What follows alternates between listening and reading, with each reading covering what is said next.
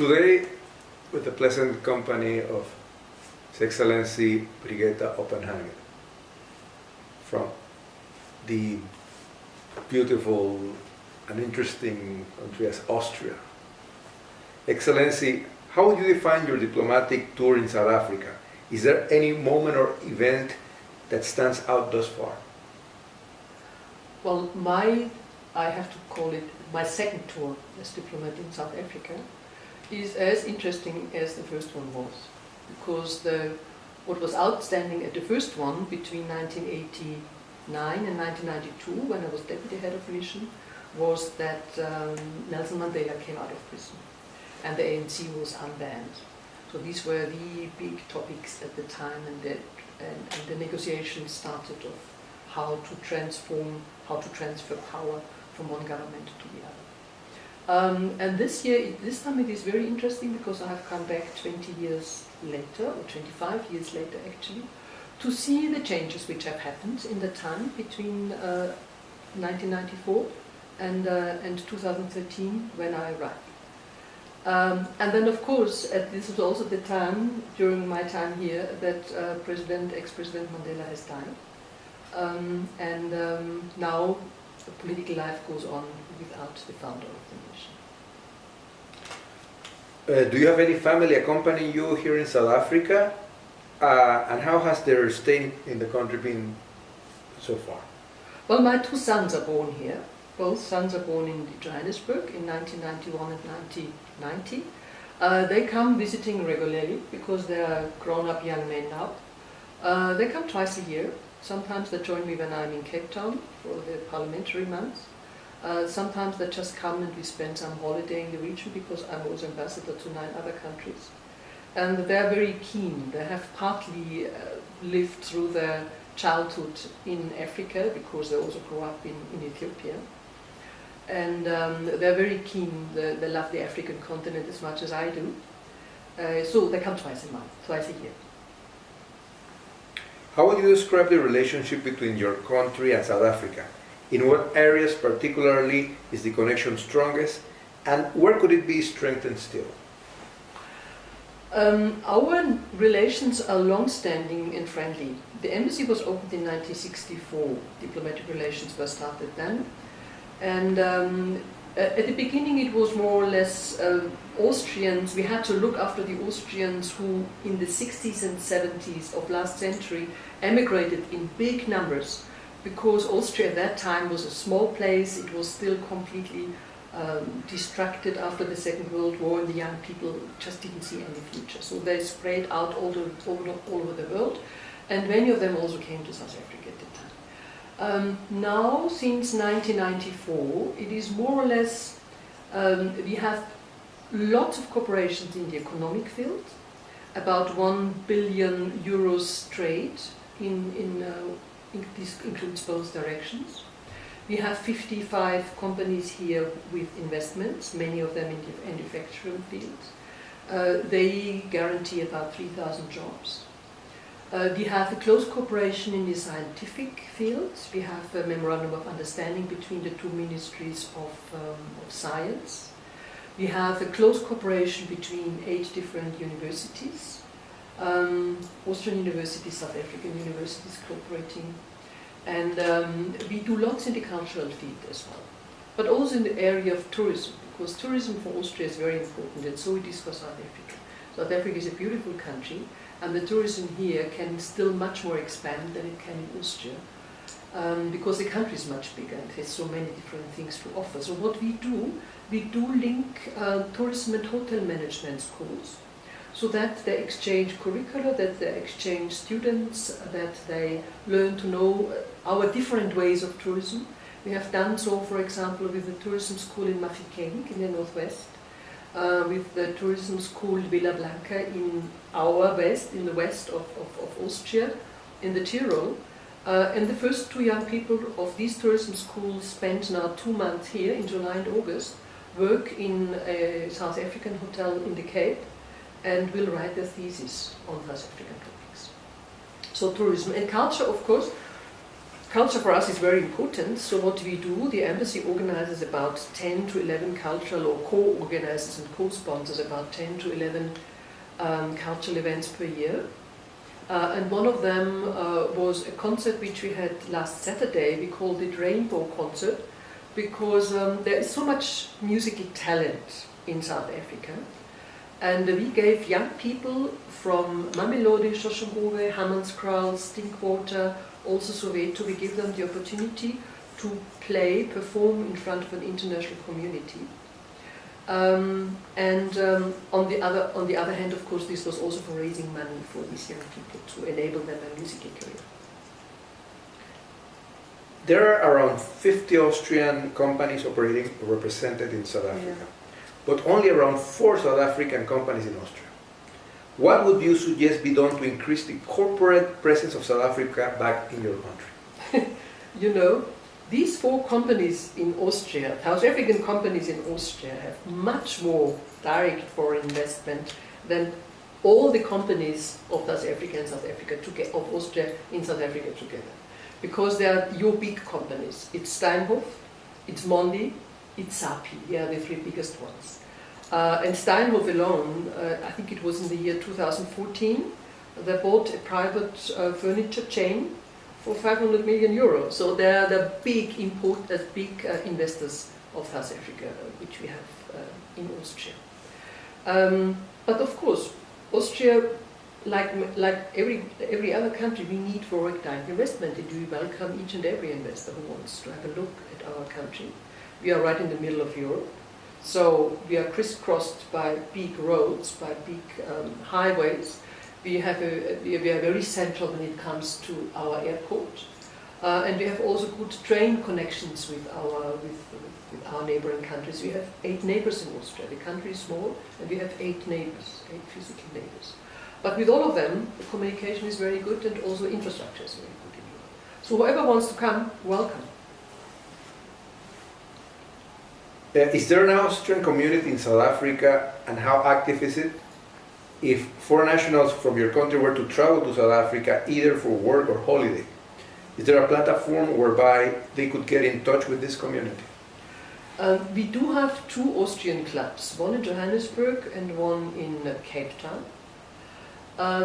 But these are clubs for people who have settled here, who are resident here. They meet from time to time, they have cultural activities, they exchange ideas. Normally a tourist who comes to South Africa is not really interested in making contact with one of these clubs, because they have a limited time at their disposal and they want to see as much as possible. And Austrians are active travelers, so we really sneak into each and every corner of every country where we go. And we have, last year, I think we had 12,000 Austrians here as tourists. That shows you how many more should actually come. But of course it's far away. And Austrians, whenever I talk to them, when they have had a holiday here and I have the chance to speak to them, are always fascinated by the beauty of the country and also by the cultural diversity. Because we in Europe, we are culturally diverse, very much so in the European Union, and we love this. It's such a difference to go from Austria to Italy, or to France, or to Great Britain, because you see different things there. Not only the languages are different, also the culture, the history. And this is what Austrians like very much about South Africa as well. This cultural diversity, you can have country tourism, you can go to the beach, you can go to the cities, you can even go to villages. So this is fascinating. Other than apple straw, foreigners relate your country with music, the classics. And overall, the von Trapp family, who inspire a stage play and a movie, The Sound of Music. Yeah. You were recently involved in the organization of an important cultural event called the Rainbow Concert, which took place at UNISA. Could you describe a little more about the event, and are you satisfied with the outcome of it? We had 2 role models for this concert. One is a concert which takes place since many years in Vienna. It's called Diplomats in Concert. This is where diplomats play once a year for charity. And another one is which shows how important music can be when you want to bridge differences or when you want to forget about the differences and difficulties. And this is an orchestra created by the conductor Barenboim, where he brought together Israeli and Palestinian young musicians, and they played together in one orchestra, showing again music and dance can bridge differences because you don't need language, you don't need many things. So we thought there is so much talent in this country, and talent sometimes finds it difficult to raise enough money to further educate themselves and also to be able to make a living. And as Austria, as we also in this house, we have from time to time concerts and different cultural events. And when I got into contact with people who work with youngsters, either at UNISA, at the Musical Foundation, or in the different townships, they told me how many difficulties these young people have to find enough money to travel, to get lessons, or later on when they have finished their studies, to find enough money to buy their own instruments. Because, for example, UNISA lends each and every musical student an instrument. But when the young person has finished the music education, he or she has to give back the instrument. Now, they have finished their education, but they can't start the musical career. And this was one of the reasons for this concert. We raised money, through corporates, because the concert was, entrance was free. But we raised money from South African companies, Austrian companies in South Africa, and also from the Diplomatic Association, and also private people donated money to create a pool of instruments where these young people who have finished their music education can borrow an instrument for 3 years, free of charge, under the condition they start making money of what they have learned. It means they play in orchestras, they teach other young people. It's always very important to pass on the knowledge to somebody else, to others who are younger. And then after 3 years they have to give back the instrument, and it revolves to another young person who has finished the sustainable education. It should be sustainable by that. And it was the first one. Maybe we managed to create a series of instruments, a series of concerts like in Vienna, that we do it every year. We will see how it works out. And we were booked out. We were actually overbooked. And so we didn't dare to give out more tickets because we didn't want people to stand. And from the feedback we got, the audience was happy. It was an interesting mix. We could spread, we could sort of elongate the rainbow, the musical rainbow, also to the African continent, because there was a drummers group from Ghana here, but also to Europe, and to Asia, because there was an Indian dance group there, and there was also a European duet. And the most important thing for us here also was that we diplomats, we played along with local talent. Not only to show that there's also musical talent within the diplomatic corps, but to do things together. Because we diplomats, we represent the rest of the world in South Africa. And so we tried to have musical talents producing music together with diplomats to spread the rainbow. It is not very often that one comes across a female ambassador. However, in today's day and age, women are achieving an ever-growing presence in role-playing positions of power, as ambassadors, senators or ministers, and presidents and prime ministers. What is your view on gender relations in diplomacy or politics, and what are the challenges, if any, that you have found personally in your position as a female in power? South Africa is the posting now where there is the biggest majority of, or the biggest number of lady ambassadors I have ever found anywhere, because we are here 24 lady ambassadors from Latin America, from Africa, from Europe, and also from Asia. So this is very interesting, and we also work together. We have a group where we meet regularly and meet also interesting women in this country, like Businesswoman of the Year or lady ministers.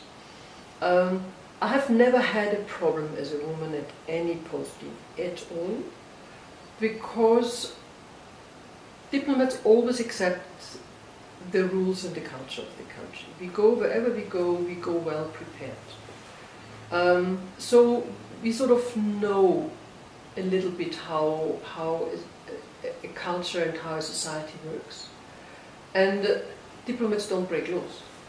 You know, we always adhere to the laws of the country. Of course we are protected. We are protected by the Vienna Convention on Diplomatic Relations. This is important. But otherwise we work within the system. And I've never had any problem wherever I was because of the fact that I'm female. I was always respected. It is also the function which counts, because you don't go there as Mrs. XYZ. You go there as an ambassador or as a junior diplomat, and you have things to talk about. And you have also things to offer, because what we work for closer cooperations between countries. This is our job. And this is in the economic field, in the scientific field, in the cultural field, in the policy field. Whatever we do, we try to cooperate closer. And this normally opens doors. And we are also accredited. So we cannot enter a country if we are not accepted by the country beforehand, because we are emissaries of the president.